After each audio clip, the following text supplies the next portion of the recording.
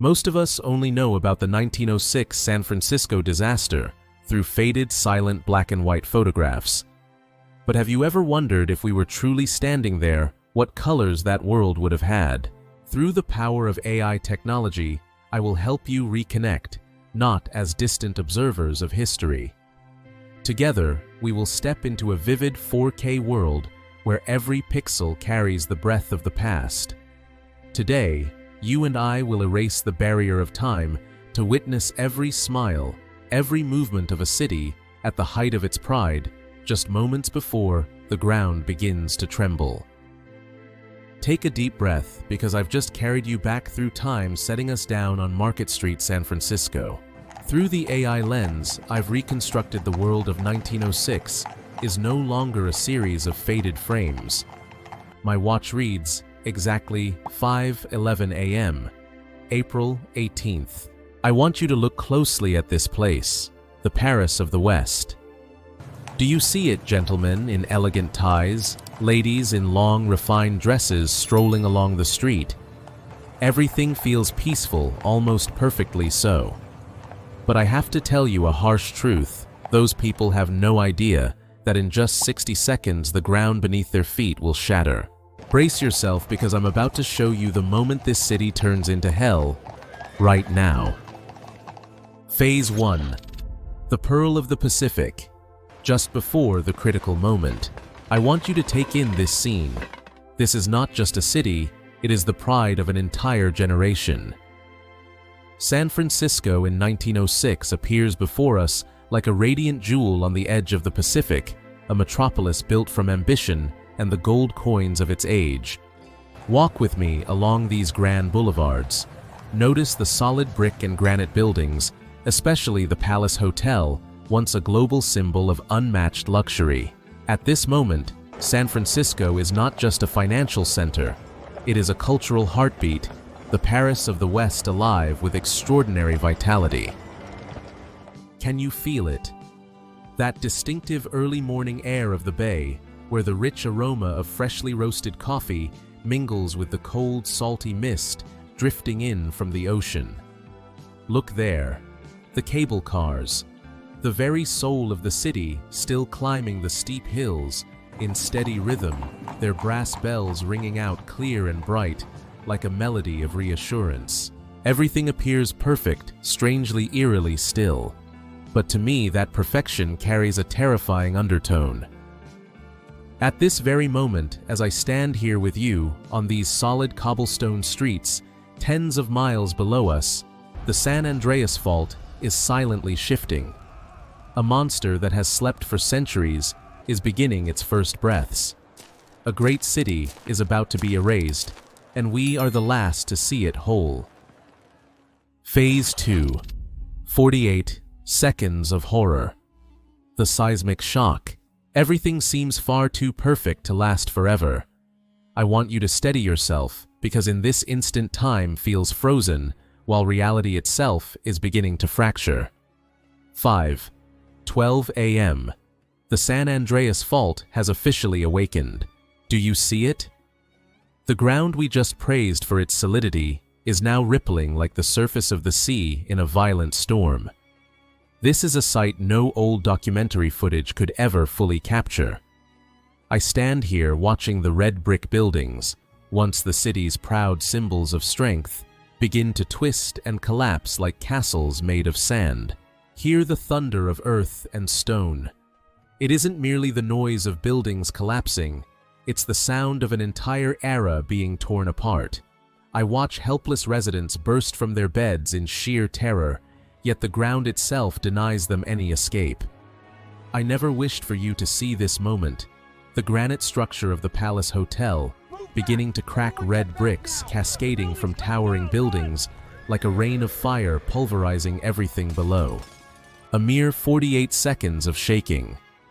Just that long, yet it feels as though an entire millennium has passed. As clouds of dust begin to blot out the sunlight, a terrifying silence settles in after the convulsion. The San Francisco I once knew is now nothing more than a tomb of limestone and gray ash. The earthquake was only the opening act.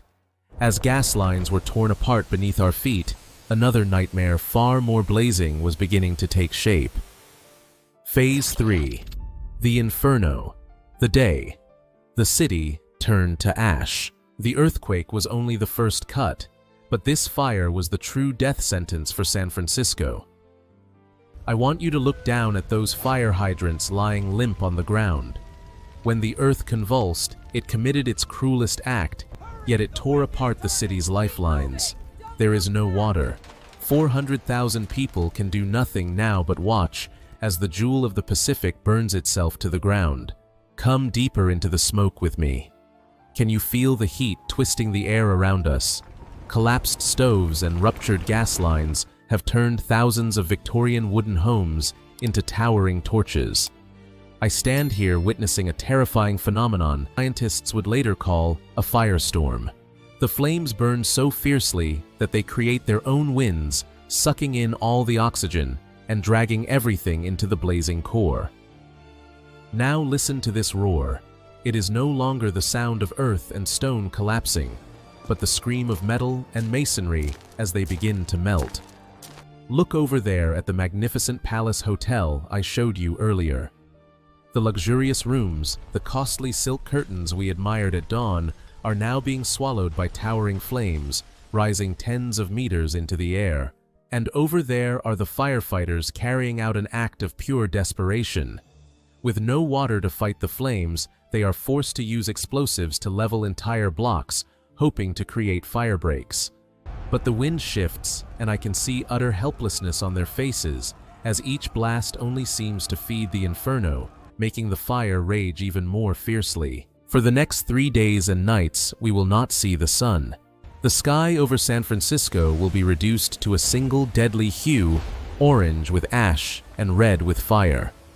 When it is finally over, 25,000 buildings, nearly 90% of the city, will be nothing more than blackened skeletons. This moment is unforgettable, because it is here that one of the wealthiest cities in the world is melting into ash right beneath our feet. Phase 4. From the ashes, resilience. The drive to rebuild. When the last black smoke finally clears, it leaves behind a vast emptiness, an eerie, unsettling silence. Right here, in the very heart of Golden Gate Park, look closely at those faces. They are the same gentlemen and ladies we saw elegant on the cable cars at dawn. Now all they have left are clothes smeared with ash and soot. They have lost their homes, their livelihoods, and most painfully, their loved ones, to the fury of the earth itself. But do you see the miracle unfolding? Amid this vast devastation, there is no room for surrender. You and I are witnessing a force quieter yet more powerful than any earthquake compassion and an unbreakable human will. Look, strangers sharing the last pieces of dry bread, neighbors passing around precious mouthfuls of water. And listen closely, the sound of hammers striking saws, cutting echoing from every direction, the first signals of a city beginning to rise again.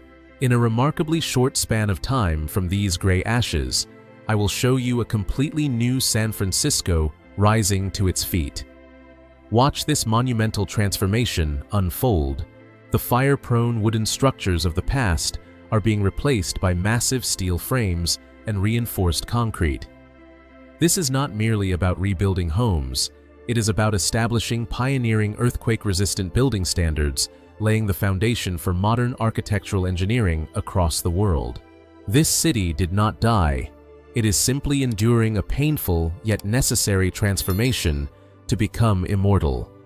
The San Francisco I show you now stands as an eternal symbol of the human spirit, a true phoenix shedding the ashes of yesterday to rise higher, brighter, and more resilient than ever before.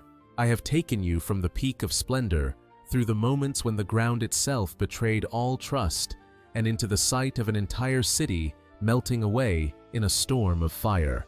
I want you to look once more at San Francisco as it stands today, brilliant, modern, and full of life.